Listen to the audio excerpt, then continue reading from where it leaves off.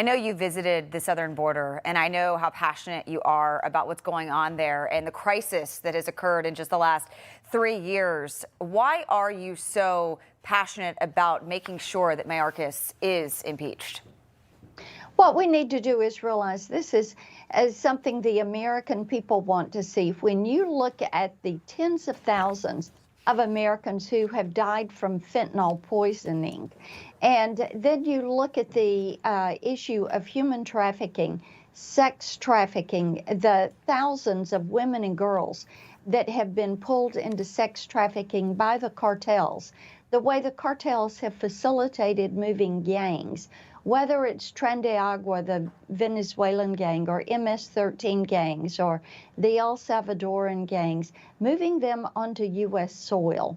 When you look at the establishment of the cartels with their hubs where they push the drugs, the human trafficking, the labor gangs, the sex trafficking, all of this has had such an adverse and negative impact.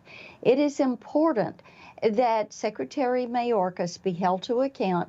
He has done Joe Biden's bidding by opening up that border and allowing people to come in, people that we do not know who they are and where they're from. Either way, a really embarrassing day setting up for the White House and the administration tomorrow. Senator, I want to get your reaction to comments that Karine Jean-Pierre made about President Biden's efforts and many actions that he's taken to address the crisis at the border. Take a listen.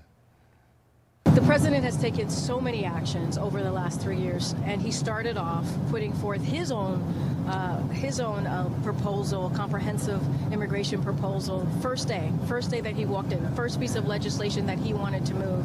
And more than 3 years, Republicans got in the way at every turn. Every turn they got in the way of getting things done.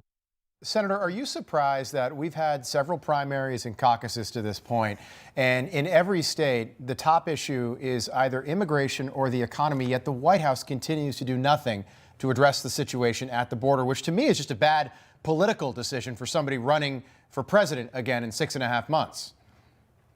And what we do know is that Joe Biden has taken many actions on the border, indeed 94 in his first 100 days, that further opened the border, and it removed many of the penalties and restrictions around immigration and made immigration less secure.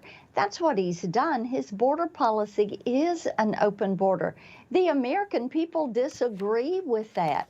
And Karine Jean-Pierre is wrong on this. He has not done actions that secure the border, that allow us to have better ideas of who's coming into the country.